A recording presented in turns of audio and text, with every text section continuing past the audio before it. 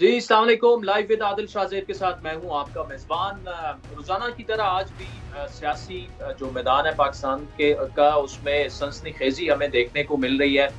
बड़ी अहम एक स्टेटमेंट आई तहरीक-ए-इंसाफ के चेयरमैन साबिक़ वज़ीर-ए-आज़म इमरान खान की कि वज़ीर-ए-आज़म शहबाज़ शरीफ़ जो मुशावरत लंदन में करने गए थे आर्मी चीफ़ की तैनाती पर साबिक़ वज़ीर-ए-आज़म और उनके भाई नवाज़ शरीफ़ के साथ, वो सीक्रेट एक्ट की खिलाफ वर्ज़ी है और वो ऐसा नहीं कर सकते। इसी तरह वज़ीर दिफ़ा ख्वाजा आसिफ की स्टेटमेंट आई कि जी इमरान खान साहब ने जो फाइनेंशियल टाइम्स को इंटरव्यू दिया है और उनके बकौल इमरान खान साहब जो हैं अपना जो एक नाम नेहाद अमरीकी साजिश का बयानिया था, वो अब मान चुके हैं कि वो झूठ था और उसे सियासत के लिए इस्तेमाल किया गया। तो इस पर चूँकि उन्होंने ख्वाजा आसिफ के बकौल मुल्क को नुकसान पहुँचाया, पाक-अमरीका ताल्लुकात को भी नुकसान पहुँचाया, तो उनके खिलाफ बाकायदा कार्रवाई होगी। दूसरी जानिब लॉन्ग मार्च भी रवां-दवां है। पीटीआई का आज भी ये दावा है कि लॉन्ग मार्च जो है वो पिंडी पहुँचेगा और उसके बाद जो है हुकूमत अपने घर चली जाएगी, रुखसत हो जाएगी। तो देखना ये है कि लॉन्ग मार्च कब पहुँचता है और हुकूमत जा पाती है, नहीं जा पाती, क्योंकि वो तकरीबन इस वक़्त तो नामुमकिन लग रहा है। इसके अलावा एक और डेवलपमेंट आज ये हुई कि तहरीक-ए-इंसाफ ने आला अदलिया से रुजू कर लिया है जुडिशल कमीशन। उस पर वज़ीर-ए-आज़म शहबाज शरीफ ने ऑलरेडी ख़त लिखा था सुप्रीम कोर्ट को कि इमरान खान पर जो हमला हुआ उसकी मुकम्मल तहकीकात होनी चाहिए, फुल बेंच बनना चाहिए। इसी तरह सहाफ़ी अरशद शरीफ के कत्ल की जो तहकीकात है उसकी भी उस पर भी जुडिशल कमीशन बनना चाहिए। तो इन मामलात को लेकर अब तहरीक-ए-इंसाफ बाकायदा तौर पर सुप्रीम कोर्ट चली गई है। तो इस पर तफ़सीली गुफ्तगू करेंगे कि हुकूमती मौक़िफ़ और हुकूमत इस वक़्त क्या सोच रही है। वज़ीर-ए-आज़म शहबाज शरीफ के मुशीर और पीपल्स पार्टी की सीनियर रहनुमा कमर ज़मान कायरा साहब हमारे साथ मौजूद हैं। कमर ज़मान कायरा साहब, thank you so much for joining अस। अभी स्टेटमेंट मैं देख रहा था इमरान खान साहब की, और वो बहुत बड़ा एतराज़ उठा रहे हैं कि ये जो आर्मी चीफ की तैनाती पर लंदन में उनके बकौल मुशावरत हो रही है, ये सीक्रेट एक्ट की खिलाफ वर्जी है। वो ये समझते हैं कि नवाज शरीफ से इस मामले पर मुशावरत नहीं होनी चाहिए लंदन में। तो वैसे तो वजीर आजम की सवाबदीद है, वो वही फैसला करेंगे, लेकिन उनकी इस बात में क्या वजन नहीं है कि ये मुशावरत जो है ये लंदन में जाके और नवाज शरीफ साहब से हो रही है? देखिए, जहाँ तक नवाज शरीफ साहब के पास जाने का सवाल है, वो अपनी जमात, सारी जमात उनकी, उनके कारकुन, उनके लीडर्स, उनके मुंतखब नुमाइंदे, उनके वज़रा, उनके सूबाई नुमाइंदे, सारे उनको अपना रहबर मानते हैं, अपना लीडर मानते हैं। और कोई जमात अपनी क़यादत के साथ जाके अगर मुशावरत करती है, तो वो मुशावरती अमल कोई गलती, कोई गुनाह, कोई गलत काम नहीं है। जहाँ तक मियाँ साहब को डिस्क्वालीफाई करने का, वो एक मुतनाज़ा फैसले के जरिए डिस्क्वालीफाई किए गए, लेकिन डिस्क्वालिफिकेशन टू बी इलेक्शन है, टू दी इलेक्शन तो अपनी जगह, टू होल्ड एन ऑफिस भी है। इस दो के अलावा मुशावरत के अमल पे तो कोई बैन और बार नहीं है। ये आपके सवाल का हिस्सा था। इमरान खान साहब तो हर चीज पर सवाल उठा रहे हैं, उनके सवालों के जवाब देना तो कोई जरूरी नहीं है। मतलब आप भी ये समझते हैं कि अगर वो नवाज शरीफ साहब से मुशावरत कर रहे हैं आर्मी चीफ की तैनाती पर, तो इसमें कोई कबाहत नहीं? देखिए, नवाज शरीफ कौन है? नवाज शरीफ के पास इस मुल्क तीसरी 3 दफा वो वजीर आजम रहे। मैं उनको स्पोक्समैन तो नहीं हूँ, लेकिन वो 3 दफा वजीर आजम रहे। उनके पास शायद इस वक्त जो पाकिस्तान के सियासतदान हैं, उन सियासतदानों में सबसे ज्यादा कौमी राज होंगे, खारजा पॉलिसी के, पाकिस्तान के हसास नौइयत के जो दिफाई हमारे राज है, सब उनके पास मौजूद है। तो एक ऐसे शख्स से मुशावरत करने में कोई मजायका मुबालगा ऐसा नहीं है। लेकिन मैं समझता हूँ कि खान साहब ने तो हर बात पे एतराज करना है, और अब इमरान खान की कौन सी बात पे बात सुने। देखिए ना, उन्होंने कौन सा मामला है जिस पर यू टर्न नहीं लिया। आज एक बात की है, क्या पता कल इससे मुतसादम कोई बात कर लें, कल इससे बैकआउट करके कोई और बात कर लें, तो छोड़िए। साहब, ये जो अमरीकी साजिश वाला मामला है, कल से जो फाइनेंशियल टाइम्स को खान साहब ने इंटरव्यू दिया कि जी अमेरिका से वो बेहतर ताल्लुकात चाहेंगे, और मतलब उसको अभी तक तो वो हेडलाइन को डिबेट कर रहे हैं कि जी वो अपने जो अमरीकी नाम नेहाद अमरीकी साजिश का बयानिया था उससे वो पीछे हट गए।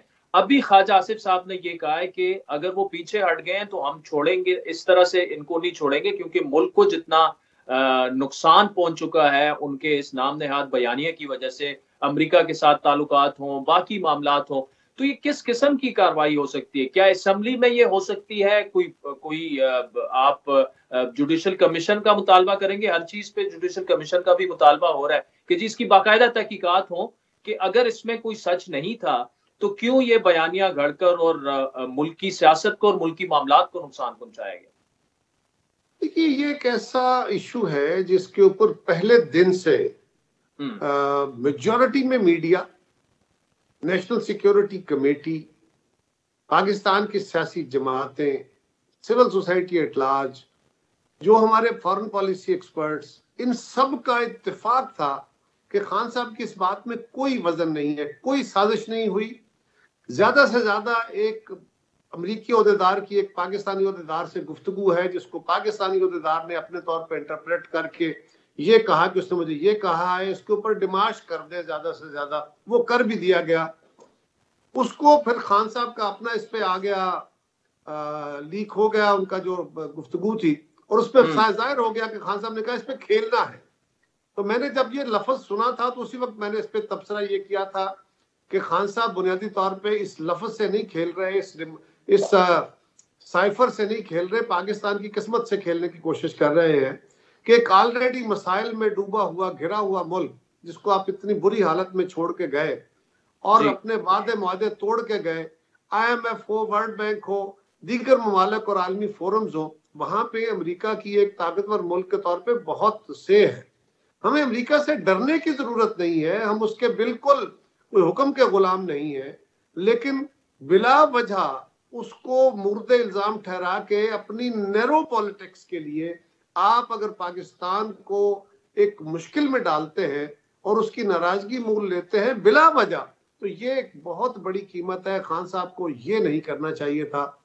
उसके बाद उन्होंने यही काम, खैर जब IMF के साथ हम उनका किया हुआ मायदा पूरा करने जा रहे थे, उसको भी खराब करने के लिए शौकत तरीन साहब से उन्होंने बयान दिलवाए थे, और जो सूबाई उनके वज़रा हैं खजाना के, तो खान साहब का तो ये वतीरा रहा। अब उस पर क्या एक्शन हो सकता है ख्वाजा साहब ही जानते हैं।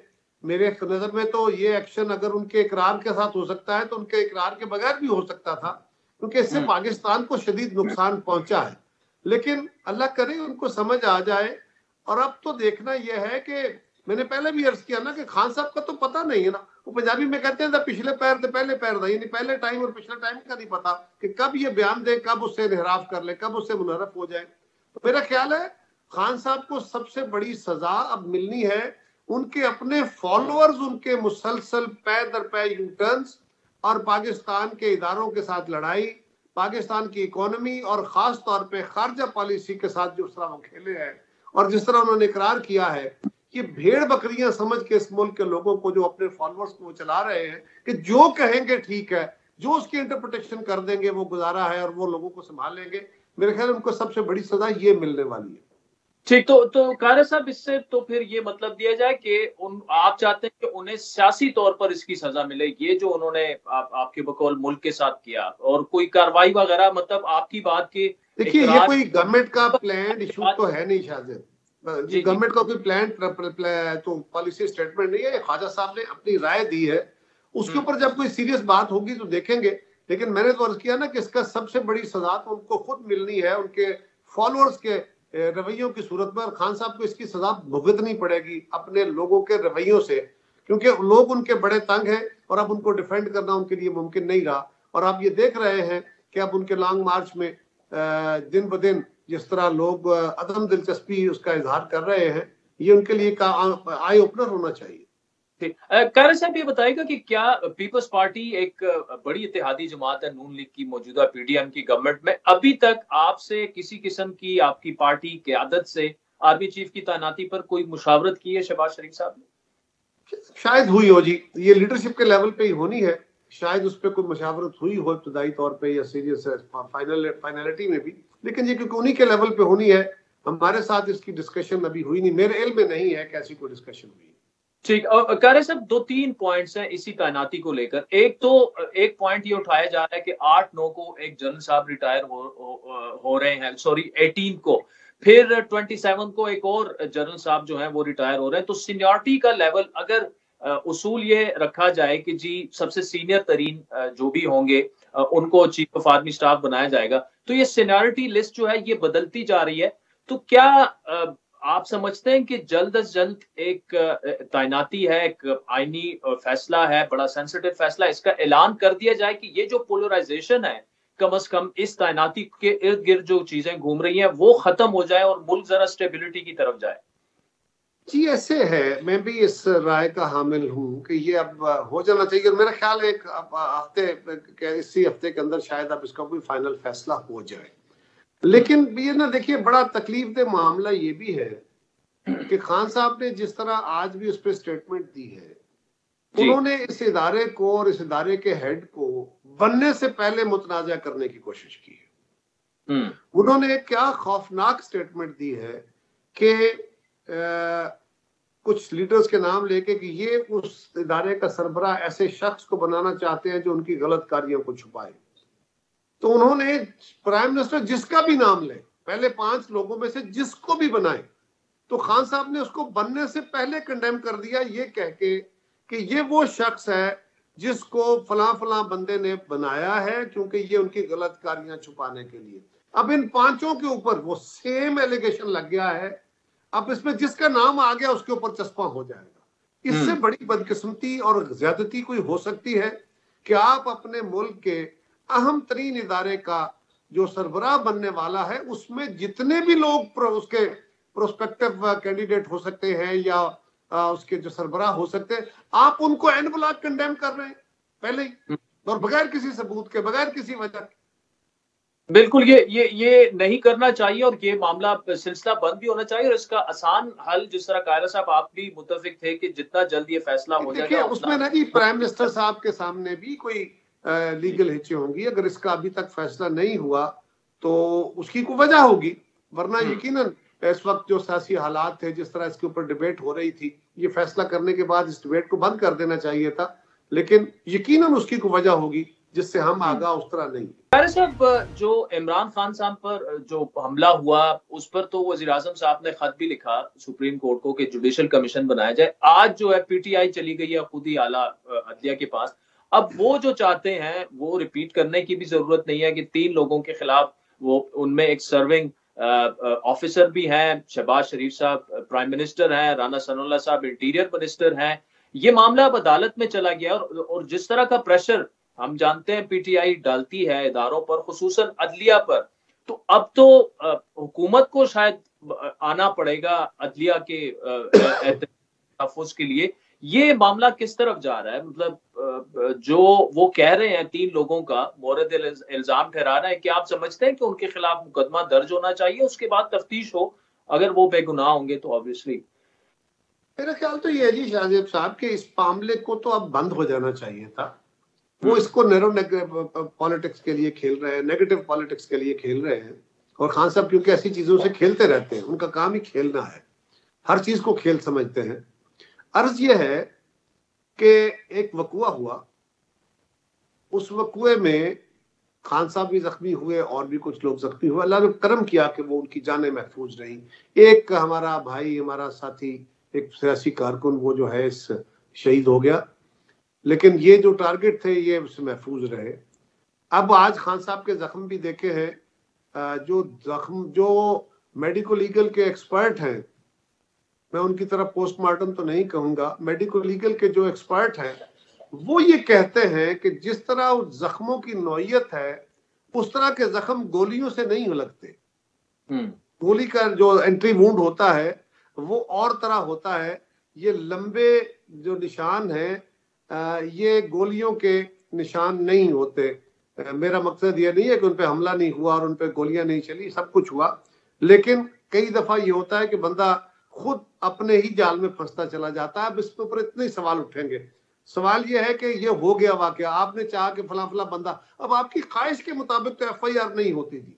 एफआईआर फर्स्ट इन्वेस्टिगेशन रिपोर्ट होती है जो पुलिस ने बुनियादी तौर पे जो भी बकुआ जिसके खिलाफ हुआ है उसके कहने पे दर्ज करनी है। लेकिन अगर पुलिस के पास सॉलिड एविडेंस है, रीजनेबल एविडेंस है कि जिस तरह ये रिपोर्ट किया जा रहा है इस तरह नहीं है, तो फिर वो उस वकुए की उस तरह एफआईआर दर्ज नहीं करते, वो पाबंद नहीं है। प्रैक्टिस ये जरूर है। क्यों? इस वकुए में एक बंदे ने फायर किए, वो बंदा पकड़ा गया, वो बंदा जिंदा है, पंजाब पुलिस की कस्टडी में है। उस बंदे को जिसने पकड़ा है वो भी पंजाब के गवर्नमेंट की अपनी कस्टडी में या उनकी हिफाजत में है। उस बंदे का बयान भी आ चुका, उससे इन्वेस्टिगेशन भी हो चुकी, पहले घंटे में हो गई, और उसके बाद मुसलसल उससे जो भी इंटेरोगेशन के जदीद जराए हैं वो इस्तेमाल करके इंटेरोगेशन करके वो रिपोर्ट भी पंजाब गवर्नमेंट के पास है। और आज तक पंजाब के चीफ मिनिस्टर, जो कि खुद उनके इत्तेहादी और उनके अपने साथी हैं, उनके बनाए हुए हैं, उन्होंने तो आज तक ये नहीं कहा कि पुलिस जो है वो उनके खिलाफ जो नाम दे रहे हैं खान साहब, उनके खिलाफ एफआईआर दर्ज करे। एक दफा भी उनका जिक्र नहीं आया। पुलिस के चीफ ने तो, जहां तक मुझे याद पड़ता है, गुजरात के जो डीपीओ हैं, उन्होंने शाह साहब ने बाकायदा कहा था कि अगर हमें चीफ मिनिस्टर कहेंगे तो हम दर्ज कर देंगे एफआईआर, क्योंकि वो चीफ एग्जीक्यूटिव है।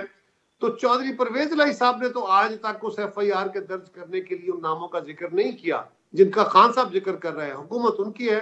लेकिन इस सबसे हटके एक चीज आखिरी ये है कि जब प्राइम मिनिस्टर ने सुप्रीम कोर्ट के सारे जजेस पे मुश्तमिल कमीशन बनाने का कह दिया, और दोनों इश्यूज पे, इस कातलाना हमले पे और अरशद शरीफ के कत्ल पे, दोनों पे वो कमीशन बनाने का कह दिया, और पीटीआई ने उसको अप्रिशिएट भी किया, इमरान खान साहब ने खुद अप्रिशिएट किया।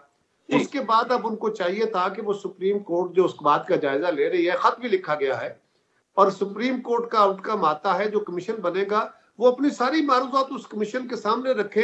वो कमीशन जिसको गुनाहगार ठहराएगा उसके खिलाफ एफआईआर भी हो जाएगी, सजा जजा भी हो जाएगी। लेकिन वो इस मामले को खेलना चाहते हैं और वो खेल रहे हैं। कायरा साहब, जाते हुए मुस्तफा नवाज खोखर जो है उनसे इस्तीफा ले लिया गया। अब वो मामला जो है पीपल्स पार्टी के फेवर में कुछ ज्यादा अच्छा नहीं गया। मैं आपका एक इंटरव्यू देख रहा था, उस वक्त आपको ज्यादा इस मामले का पता भी नहीं था। आप खोखर साहब के करीब भी रहे हैं। क्या वजह क्या बनी, और क्या आप समझते हैं कि पीपल्स पार्टी के लिए ये एक नुकसान है इस तरह का वाकया होना? जी, मुस्तफा नवाज छोटे भाई हैं जी, बड़े अजीज हैं, बड़ा माशाल्लाह पढ़ा लिखा और बड़ा जुर्रत वाला नौजवान है। मेरे आज भी वो करीब है और मुझे उनसे बहुत प्यार है। और उन्होंने जो बातें कही है, वो दबंग आदमी, अपने जोर से बातें कहने का अपना उनका एक स्टाइल है। लेकिन उनसे थोड़ा बहुत इख्तलाफ पहले भी रहता है, और ये जिस तरह सियासी और जमहूरी इख्तलाफ होता है कि भाई हमें जमात के अंदर बातें करने का हक हासिल है, और हमारे पास सारे फोरम्स अवेलेबल हैं जहां पे हम बातें कर सकते हैं। तो हमें अपनी जमात की पॉलिसीज के साथ चलना चाहिए। ये जरूरी नहीं है कि जमात अगर मेरे ख्याल के मुताबिक नहीं चल रही है, कोई पॉलिसी बनाई गई है जिसके साथ मेरा इत्तेफाक नहीं है, और मैं मेजॉरिटी की राय के साथ चलूं, या उनकी राय मान के उसको एडवोकेट करूं, या उस पर खामोश हो जाऊं। लेकिन मेरे पास ये इख्तियार नहीं होना चाहिए कि मैं अपनी उस इंडिपेंडेंट राय के लिए पब्लिक हो जाऊं। ये फिर जमाती असूल के खिलाफ होता है। ये उनसे मैं पहले भी कहता रहा। बाकी मुस्तफा नवाज हमारी जमात के लिए एक असट है, बिल्कुल हमारे भाई हैं और छोटे भाई। कारा साहब, बहुत शुक्रिया, thank you so much for joining अस। नाज़रीन, वक्त तो चाहता है एक ब्रेक का, जिसके बाद कुछ कानूनी राय लेंगे इन मामलात पर। हमारे साथ रहिए। वेलकम बैक नाज़रीन। साबिक वज़ीर-ए-आज़म इमरान खान की स्टेटमेंट आपने देख ली होगी कि आर्मी चीफ की तैनाती पर जो शहबाज शरीफ मुशावरत कर रहे हैं लंदन में नवाज शरीफ साहब से, वो सीक्रेट एक्ट की खिलाफ वर्जी है। इसके अलावा ब्रेक से पहले हम इस पर भी तफसीली गुफ्तगू कर चुके हैं कि तहरीक इंसाफ किस तरह अब एक दफ़ा फिर आला अदलिया का दरवाज़ा खटखटा रही है कि कुछ मामलात पर इमरान खान पर जो हमला हुआ उस पर जुडिशल कमीशन तो ऑलरेडी शहबाज शरीफ ने ऑर्डर करवा दिया था, इस्तदा की थी सुप्रीम कोर्ट से।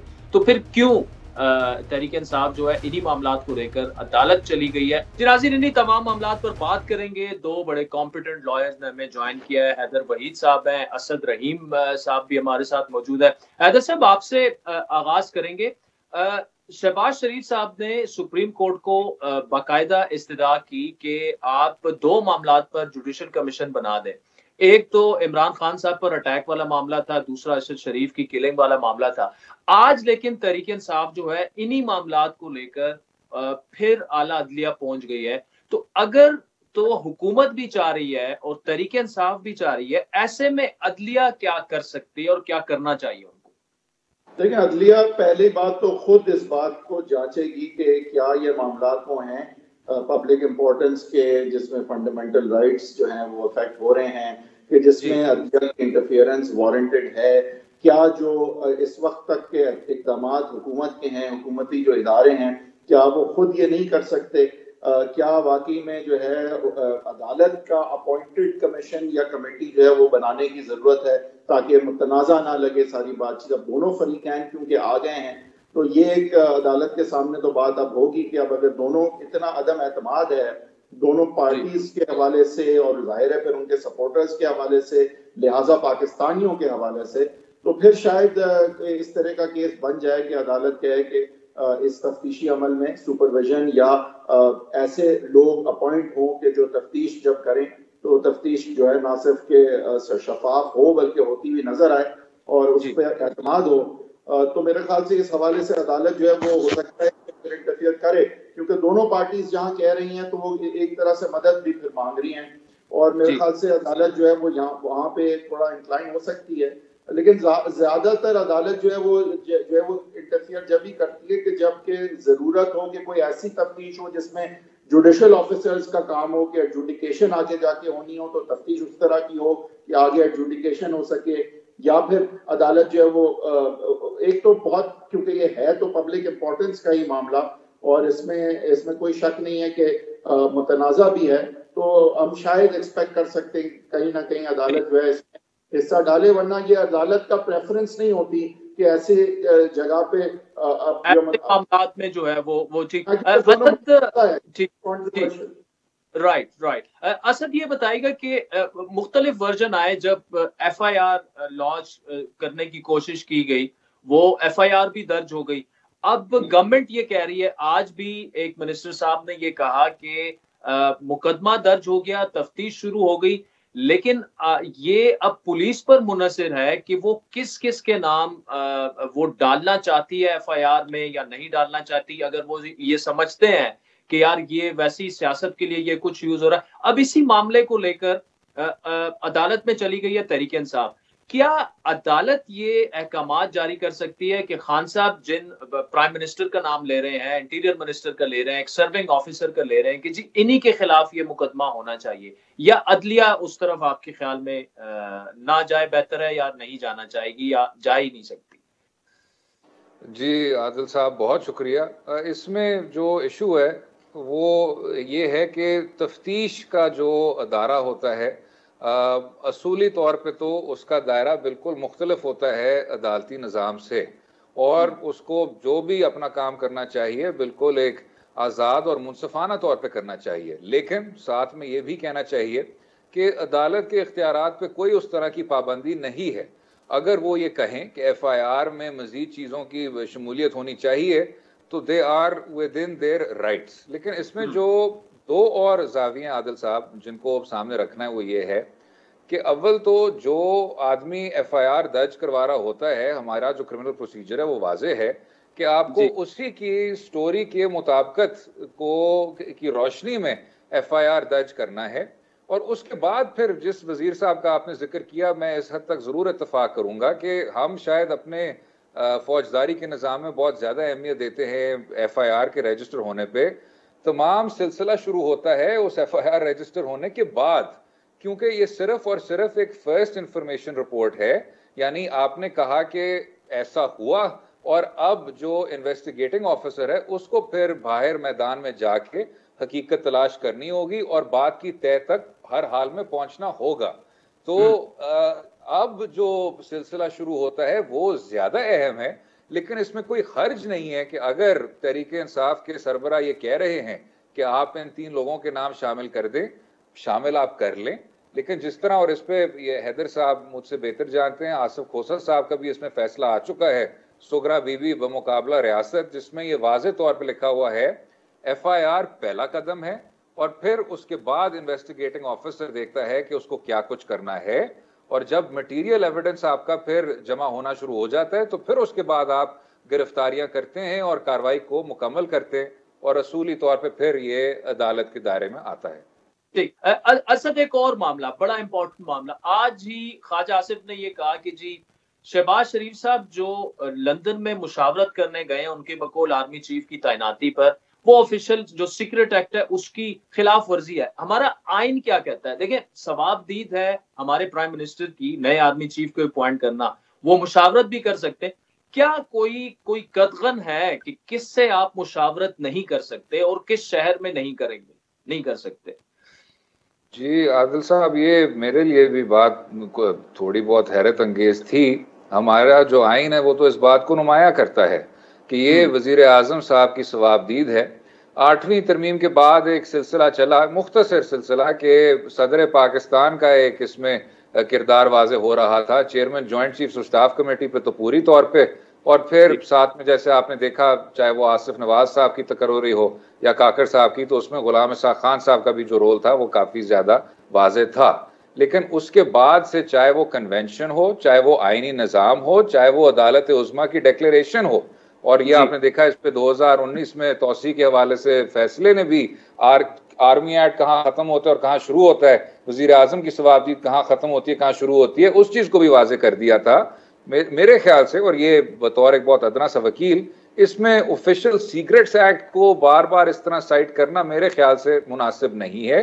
वजीर आजम साहब की सवाबदीद तकर्रुर करने के लिए वो जिस मर्जी जिससे भी मुशावरत करें वो कर सकते हैं। हैदर वहीद साहब, Asad Rahim, thank you so much for joining us. Welcome back नाज़रीन। साबिक वज़ीर आज़म इमरान खान जब इक़्तिदार से बाहर हुए तो उन्होंने एक बयानिया बनाया, अमरीकी साजिश का बयानिया जिसे कहा गया, और हम जैसे कुछ साफ़ी उस वक्त भी कहते थे कि ये बयानिया जो है उसमें जान नहीं है और वक्त आने पर ये बीच चौराहे ये बयानिया फूट जाएगा। लेकिन अब फाइनेंशियल टाइम्स को जो इंटरव्यू इमरान खान साहब ने दिया उससे बिल्कुल क्लियर कट ये नजर आ रहा है कि उन्होंने ना कोई अमरीकी साजिश थी, ना इस किस्म का कोई ऐसा मामला था, लेकिन उन्होंने अपनी सियासत के लिए इसको एक बाकायदा रिजीम चेंज का नाम दिया और उसे अमरीका को मोरद इल्जाम ठहराया। लेकिन अब वो क्यों इस मामले से पीछे हट रहे हैं? क्या उन्हें नजर आ रहा है कि जितना फायदा वो इस बयानिए से उठा सकते थे उन्होंने उठा लिया, अब मजीद अगर जारी रखेंगे तो उनको नुकसान होगा? तफसीली गुफ्तगू करेंगे। इंटरनेशनल उमूर के माहिर कामरान बुखारी साहब हमारे साथ मौजूद हैं। कामरान बुखारी साहब, thank you so much for joining अस। इस पर हम पहले भी आपसे 2-3 दफा अपने शोज में, जो इमरान खान साहब ने एक अमरीकी बयानिए को बुनियाद बनाकर अमरीकी साजिश के बयानिए को अपनी सियासत की, आज अभी उनका जो फाइनेंशियल टाइम्स में इंटरव्यू है उससे रिफ्लेक्ट ये हो रहा है कि अब वो आहिस्ता आहिस्ता थोड़ा सा 1-2 कदम पीछे हटना चाहते हैं कि जी अमेरिका के साथ अच्छे ताल्लुकात रखने चाहिए पूरा सारा, लेकिन एक पाकिस्तान में उसको इस तरह से लिया जा रहा है कि जी उन्होंने पहले अमरीकी बयानिया बनाया, मुल्की उनके साथ जो ताल्लुकात है उसको नुकसान पहुंचाया अपनी सियासत के लिए। उनकी एक ऑडियो लीक होती है जिसमें मुबैना तौर पर वो कह रहे हैं कि जी इस पर हमें खेलना चाहिए। अब वो कह रहे हैं कि नहीं जी, वो मामला जो था वो उस तरह से नहीं था। आप इस पूरे मामले को बड़े करीब से देखते आए हैं, क्या सोच रहे हैं आप इस वक्त के इमरान खान साहब इस वक्त जो उनकी स्टेटमेंट है उसको किस तनाजुर में आप देखेंगे? देखें, बहुत अच्छा सवाल है आदिल साहब। इसमें चक्कर सारा ये है कि अब वो जो बयानिया था ना, तो उसकी जो वो मैक्सिमम बेनिफिट कर सकते थे इमरान खान साहब वो कर चुके हैं। अब इससे ज्यादा उनको फायदा नहीं होने वाला। जितनी वो सपोर्ट गैदर करना चाहते थे वो मैक्स हो चुकी है। तो जो वो कहते हैं कि इकोनॉमिक्स की लैंग्वेज में मार्जिनल यूटिलिटी जो है वो डिमिनिश हो रही है, रिटर्न्स डिमिनिश हो चुके हैं, ना होने के बराबर हैं। और अब ये है कि अगर उसी बयानिए को लेके आगे चला जाए तो उनके उससे नुकसान होने का फायदा है, नुकसान होने का खदशा है। तो नुकसान जब होगा तो फिर वो मतलब दैट्स नॉट सेंसिबल पॉलिटिक्स। सो ये अब उनको गियर जो है वो शिफ्ट करना पड़ रहा है। फिर ये भी याद रखिए कि ये सबको पता है कि इमरान खान साहब ने कुछ लॉबिंग फर्म्स हायर की हुई है यूएस के अंदर। तो जाहिर है वो अपनी जॉब कैसे कर सकते हैं कि अगर इमरान खान साहब जो हैं वो अपनी जो बयानिया है उसके अंदर तब्दीली नहीं ला रहे। उनकी लॉबिंग एफर्ट्स तभी कामयाब होंगी कि अगर इमरान खान साहब वो पॉइंट कर सकें इमरान खान साहब की जानिब के देखें ये हमारा जो क्लाइंट है वो आपके साथ ताल्लुकात बेहतर करने का ख्वाह है। तो उसकी कुछ सबूत भी देना है। फिर मुझे लगता है कि इनके जो सपोर्टर्स हैं जो मिलिट्री एस्टैब्लिशमेंट के अंदर, वो भी शायद इनको जो इंटेलिजेंस दे रहे हैं, जो एडवाइस दे रहे हैं, फिर इनके इर्द गिर्द के जितने लोग हैं जो इनको मुशावरत इनके साथ करते हैं, वो यही शायद समझा रहे हैं कि अब जो है वक्त ये आ गया है कि अब आप वो रेजीम चेंज को जरा रियर व्यू मिरर में डालें और आगे मत पड़िए। फिर ये भी एक एलिमेंट है कि इसके अंदर के इमरान खान साहब को शायद ये अब उनकी जो ये शायद इंडिकेटर है, मैं ये नहीं कह रहा कि है, ये तज्जिया है मेरा, कि जो पस पर्दा बैक चैनल बातचीत जो है अपना एस्टैब्लिशमेंट की क़यादत के साथ हो रही है, उसमें भी शायद उनको कोई पेशरफ्त नजर आ रही है, अर्ली ही सही, लेकिन नजर आ रही है कि भाई इलेक्शन तो होने हैं, अब इलेक्शन होंगे तो अगर ये जीतेंगे तो फिर जो है ये इनको आके तो मतलब he is gonna be on the chair again, तो उस वक्त क्या करेंगे अमेरिका के साथ ताल्लुकात। तो बेहतर यही है कि अभी से आप जो है वो रास्ते हमवार करना शुरू करें। ठीक, तो कामरान साहब बड़ा जबरदस्त तरीके से आपने सब कुछ को समराइज किया। जिस तरह इमरान खान जो है वो अगर मैक्सिमम बेनिफिट इस अमरीकी बयानिए साजिश के बयानिए से ले चुके हैं, तो दूसरी जानिब अगर देखा जाए इससे पाकिस्तान के ताल्लुकात को या अदरवाइज भी पाकिस्तान को जितना नुकसान पहुंच सकता था वो पहुंच चुका है। तो अब क्या इमरान खान अगर वापस आहिस्ता आहिस्ता 2-3 स्टेप्स पीछे जाते हैं और ये इसको बिल्कुल बैक पे डाल देते हैं, ये जो अमरीकी साजिश वाला बयानिया है, तो क्या उससे जो एक आम पाकिस्तानी है या जो स्टेक होल्डर्स हैं वो उनके जहनों से ये बात निकल जाएगी कि फॉर एग्जांपल ये अगर हम मान के चलें कि उन्होंने ये अपनी सियासत के लिए ये किया, तो अपनी सियासत के लिए ये जो इस किस्म के नुकसानात हैं जिसका पाकिस्तान जैसा मुल्क मुतामुल नहीं हो सकता, इसको आप कैसे देखेंगे? जी, ये भी जो है यही मसला है कि इमरान खान साहब ने अपनी तरफ से तो जो है वो कोर्स करेक्शन करने की जो वो इब्तिदा कर दी है, लेकिन क्या वो कोर्स करेक्ट कर पाएंगे? आई डोंट थिंक सो, क्योंकि ये बहुत स्लिपरी स्लोप है। इसके दो वजूहात हैं। पहली बात तो ये है कि उनको जो है वो जो उनकी रेटरिक है और जो उनकी पॉलिसी बिहेवियर है उसके गैप में बहुत बहुत बड़ा गैप है, उसको ब्रिज करना बहुत मुश्किल होगा, क्योंकि आप कौम को ये नहीं कह सकते कि यार अमेरिकियों ने मुझे निकाल दिया, देखो मैं इस मुल्क को पता नहीं कहाँ ले जाना चाह रहा था, और जो है ये सारे जो अंदर के डाकू हैं और जो एस्टैब्लिशमेंट है और जज हैं और अमेरिका के साथ मिलके उन्होंने इतनी एलैबोरेट कंस्पिरेसी थ्योरी की, दिन रात आपने ये इंपोर्टेड हुकूमत का नैरेटिव डाला।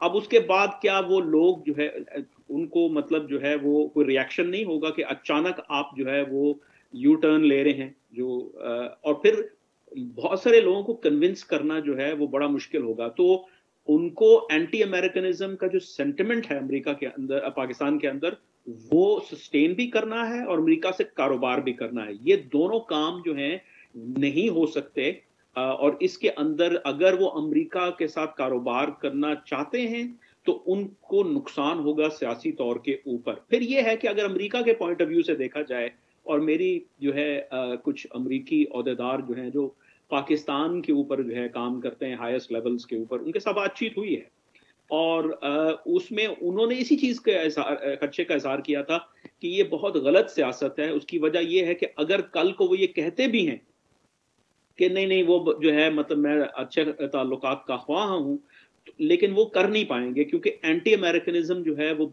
ये एक ऐसी चीज है, ये सेंटिमेंट ऐसा है, इसको काबू करना बड़ा मुश्किल है। फिर ट्रस्ट का इशू आ जाता है कि आप क्या जो है मतलब रियली ये कल को कोई और मामला नहीं होगा तो फिर से आप नहीं कहेंगे, क्योंकि डाटा पॉइंट बहुत ज्यादा है। इमरान खान साहब के एंटी अमेरिकनिज्म के डाटा पॉइंट, बिन लादेन को शहीद कहना, तालिबान को कहना कि जंजीरें उन्होंने गुलामी की तोड़ दी, इस तरह की मतलब वो एक पूरी तारीख है ना, तो वो भूल तो नहीं लोग गए ना।